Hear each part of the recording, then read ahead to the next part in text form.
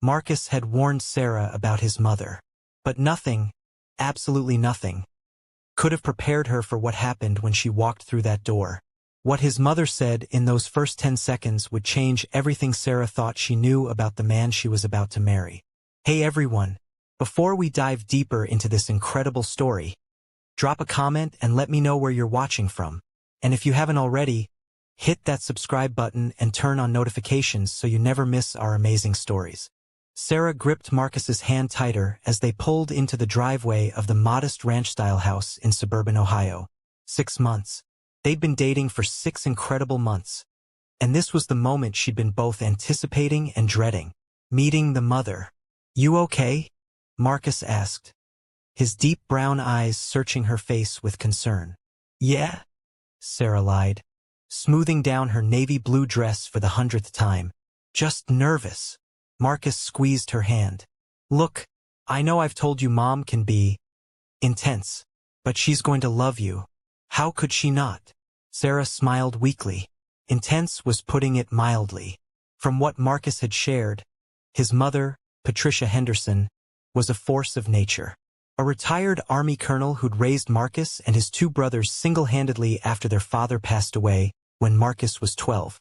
She was disciplined, direct, and according to Marcus, had sent more than one of his previous girlfriends running for the hills with her interrogation techniques. But Sarah wasn't some scared college girlfriend anymore. At 32, she was a successful marketing executive with her own condo in downtown Cincinnati. She'd negotiated million-dollar deals with corporate titans who made grown men cry. She could handle one tough mother, or so she thought. The front door opened before they even reached the porch, and there stood Patricia Henderson. She was shorter than Sarah expected, maybe 5'4", but she carried herself with the bearing of someone much taller. Her silver hair was cut in a sharp bob, and her dark eyes assessed Sarah with the precision of a military inspection. "Marcus," Patricia said, her voice crisp. Then those eyes landed on Sarah. "And you must be Sarah." "Yes, ma'am. It's so wonderful to finally meet you." Sarah extended her hand, channeling every ounce of confidence she possessed. "Marcus has told me so much about you." Patricia's handshake was firm, almost challenging. "Has he now?" She held Sarah's gaze for a beat too long, and Sarah felt her stomach flip. "Well, come in. Both of you."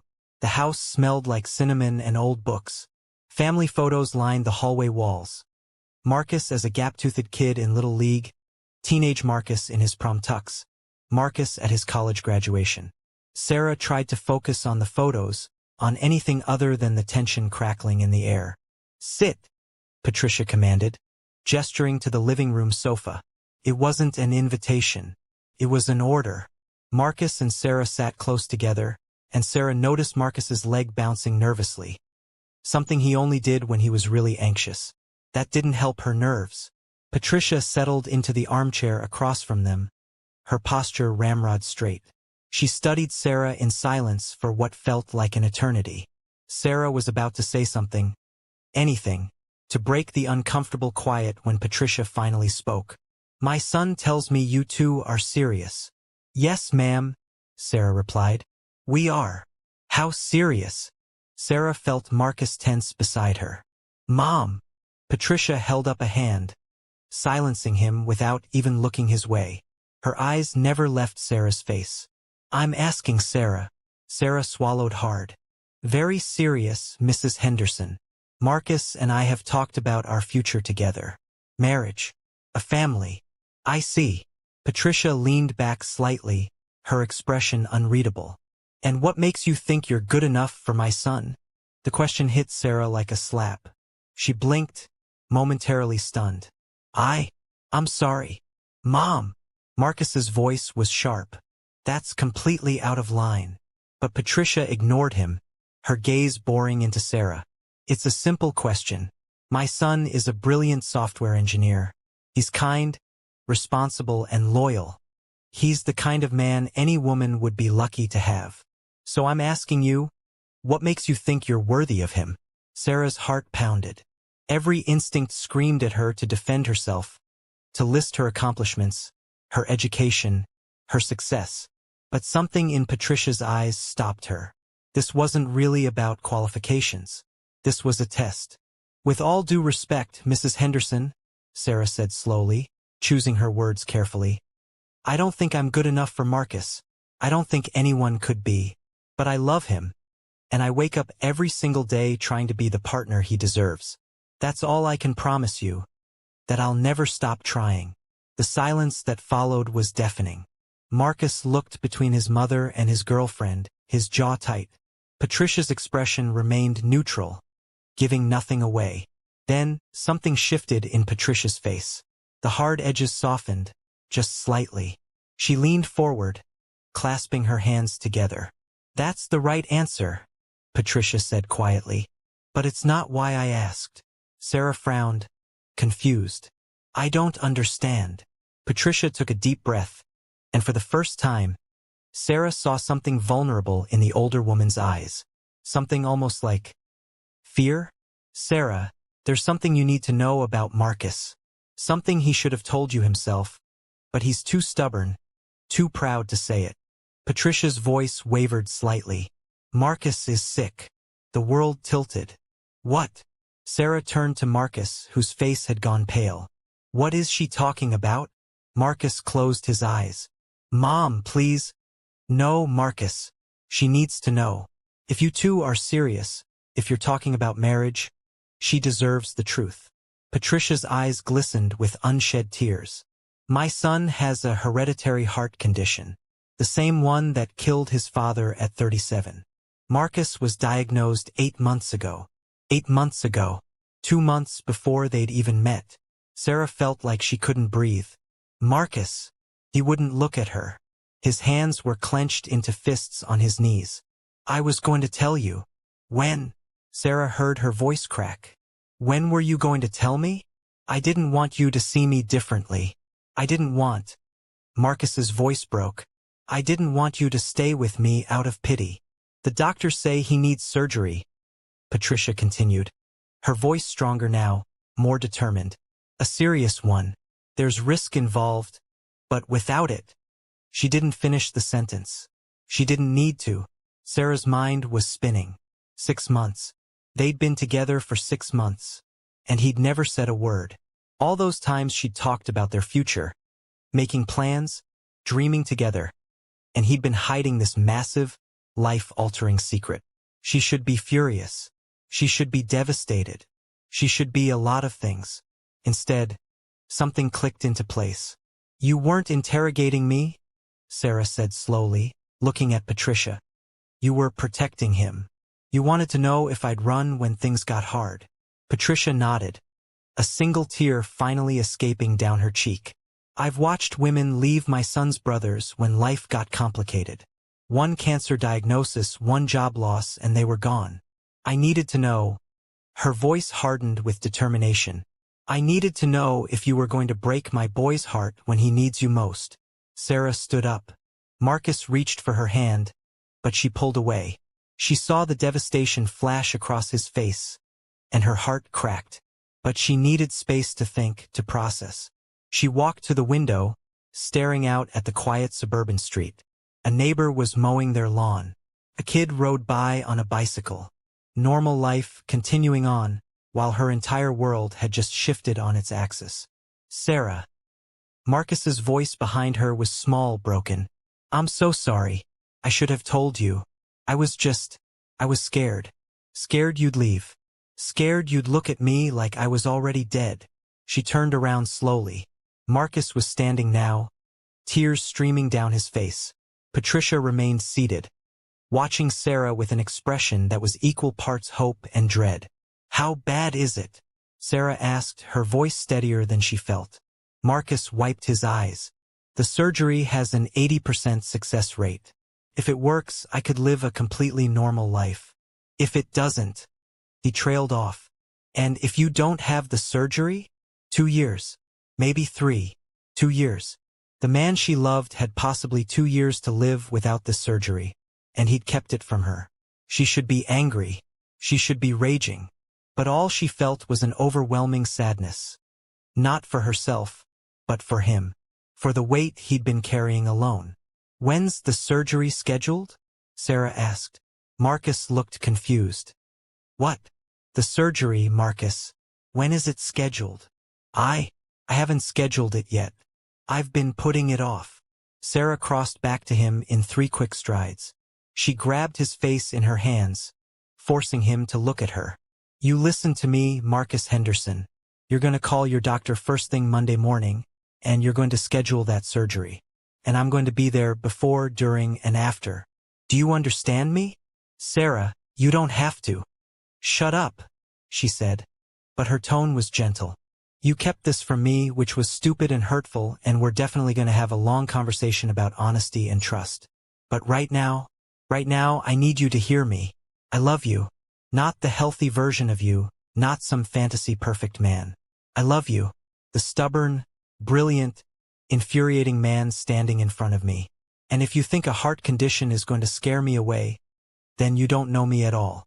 Marcus let out a sob and pulled her into his arms, holding her so tight she could barely breathe. She didn't care. She held him just as tightly, feeling his tears soak into her shoulder. I love you so much, he whispered into her hair. I'm so sorry. I know. We'll work through it. But Marcus, no more secrets. Whatever happens from here on out, we face it together. Deal? Deal, he managed. A soft sound made them both look over. Patricia was crying openly now, dabbing at her eyes with a tissue. When she saw them looking, she stood up, straightening her shoulders in that military way of hers. I apologize for the deception, Sarah, Patricia said formally. It was manipulative and you had every right to walk out of here. But I needed to know who you really were. Not the polished, perfect version you present to the world, but the real you when the chips are down. Sarah extracted herself from Marcus's embrace and walked over to Patricia. The older woman tensed, clearly unsure what was coming. Sarah pulled her into a hug. Thank you, Sarah whispered, for loving him enough to be the bad guy, for protecting him, and for giving me the chance to prove myself. Patricia hugged her back fiercely. You're going to make one hell of a daughter-in-law, she said, her voice rough with emotion. Sarah pulled back, smiling through her own tears. Is that your way of giving us your blessing? Consider it my way of saying welcome to the family. God knows you'll need the strength to deal with these Henderson men. The rest of the afternoon passed in a blur of emotion and practical conversation. Patricia made coffee, strong and black, the way Marcus had taught Sarah to drink it, and they sat around the kitchen table discussing doctors, surgery dates, and what the recovery would look like. It wasn't romantic. It wasn't the perfect first meeting Sarah had imagined. But it was real, and somehow that made it more meaningful. As they talked, Sarah learned more about Patricia's own journey with her husband's illness, the signs she'd missed, the regrets she carried. She learned about the genetic testing Marcus's brothers had undergone, both negative, thank God, and the guilt Marcus felt about being the one who'd inherited their father's bad heart. You know what the worst part was? Marcus said quietly, holding Sarah's hand across the table. I kept thinking about all the things I wanted to do with you. I wanted to take you to Italy. You've always talked about seeing Rome. I wanted to wake up next to you for the next 50 years. I wanted kids and grandkids and all of it. And then I'd think, what if you don't have 50 years? What if you only have 2? And it felt cruel to promise you forever when I couldn't guarantee tomorrow. Sarah squeezed his hand. Here's the thing, though. None of us can guarantee tomorrow. Not really. You could have this surgery and it could be completely successful, and then we could walk out of here and get hit by a bus. Life doesn't come with guarantees, Marcus. It only comes with choices. And I choose you. Every day, no matter how many days we get. Patricia smiled at that. She's a keeper, son. Don't I know it? Marcus replied, his eyes never leaving Sarah's face. As the sun began to set, painting the sky in shades of orange and pink, Patricia walked them to the door. She pulled Marcus into a tight hug first. I'm proud of you, she told him. And your father would be too. You found a good one. Then she turned to Sarah. Take care of my boy. Always, Sarah promised. As they drove away, Sarah watched Patricia's house disappear in the rearview mirror. Marcus was quiet, his hand resting on her thigh, his thumb making small circles through the fabric of her dress. "You're really not mad?"